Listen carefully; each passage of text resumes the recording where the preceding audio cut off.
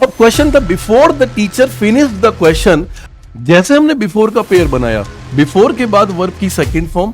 अब इस क्वेश्चन में भी हमें क्या मिल गया? आफ्टर। मेरे प्यारे बच्चों, आज मैं बताने जा रहा हूं बिफोर और आफ्टर का बेहतरीन कंसेप्ट। बिफोर के एग्जांपल्स कैसे करते हैं, एग्जांपल मैं दिखाता हूं आप लोगों को। जब किसी भी एग्जांपल में आपको बिफोर नजर आए, आपने सीधी एक बात देखनी है और क्या करना है, जैसे ही बिफोर दिखाई दे, बिफोर के बाद आपको सिर्फ वर्ब की सेकंड फॉर्म ढूंढनी है और अगला या पिछला, आई रिपीट, अगला या पिछला जो भी एग्जांपल बनेगा वो सिर्फ और सिर्फ हैड प्लस V3 होना चाहिए।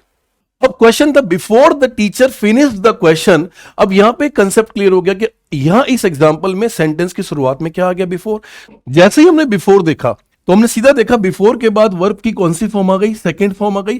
तो अब हमें अगला या पिछला जो भी चेंज करना है वो हेड प्लस V3 में। तो अगला जो क्वेश्चन होगा मेरे बच्चे, वो क्या दे रखा है? गेव। जबकि गेव यहां पे गलत होगा और इसका सही जवाब आ जाएगा हैड गिवन। तो ये इसका करेक्ट आंसर आ गया। यानी किस पार्ट में एरर हो गया? सी। नेक्स्ट क्वेश्चन की तरफ बढ़ते हैं। We started the cricket match. जैसे ही मेरे बच्चे मैंने यहां पे देखा बिफोर, सीधा मैंने देखा बिफोर के बाद वर्ब की कौन सी फॉर्म दे रखी है? सेकंड। अब अगला सेंटेंस नहीं है तो पिछले सेंटेंस पे स्ट्राइक करेंगे और पिछले सेंटेंस का जो सही जवाब आ जाएगा वो आएगा हैड स्टार्टेड।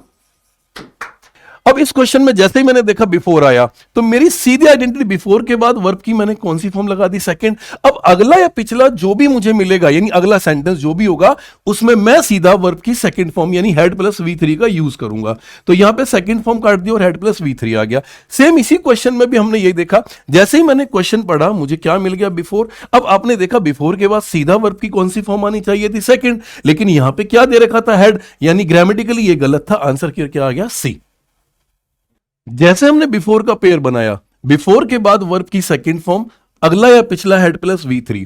इसी तरह हम आफ्टर का पेयर भी बनाएंगे, लेकिन आफ्टर के बाद आपने क्या रखना है? हैड प्लस V3 और अगला या पिछला V2। क्यों? क्योंकि दोनों वर्ड एक दूसरे के अपोजिट है। तो अगर ये दोनों वर्ड अपोजिट है तो रूल भी हमारा अपोजिट हो जाएगा। यानी रूल कहता है कि आफ्टर के बाद हमेशा हैड प्लस V3 होना चाहिए, अगला या पिछला V2 होना चाहिए। इस क्वेश्चन को देखा तो इस क्वेश्चन में मेरे बच्चों यहां पे मुझे मिल गया आफ्टर। तो जैसे बिफोर मिलता है ऐसे आफ्टर भी मिलेगा और दोनों वर्ड एक दूसरे के अपोजिट है। तो आफ्टर के बाद हमेशा क्या आना चाहिए था? Had plus V3। लेकिन यहां पर तो हैड प्लस V3 नहीं दे रखा था। इसका मतलब लेफ्ट गलत था और इसकी सही जगह मेरे बच्चों यहां पे सही जवाब आ जाएगा हैड लेफ्ट।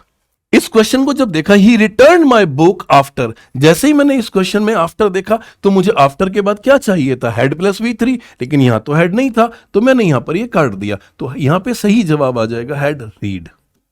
अब इस क्वेश्चन में भी हमें क्या मिल गया? आफ्टर। अब रूल क्या कहता है बच्चे कि आफ्टर के बाद हमें क्या चाहिए था? हैड। तो आफ्टर के बाद तो मेरे पास हैड था, लेकिन मैंने देखा कि यहां पे भी एक हैड था। तो रूल ये कहता है बच्चों कि अगर किसी भी एग्जांपल में दो हैड प्लस V3 आते हैं तो ग्रामेटिकली वो हमेशा गलत होंगे। लेकिन दोनों में से अब एक हैड हटेगा, तो हटेगा कौन सा? तो आफ्टर के बाद जो हैड था वो करेक्ट था और जो बाद वाला हैड था वो ग्रामेटिकली गलत था। अगर आपको वीडियो अच्छी लगी हो तो लाइक करें, शेयर करें, कमेंट जरूर करें।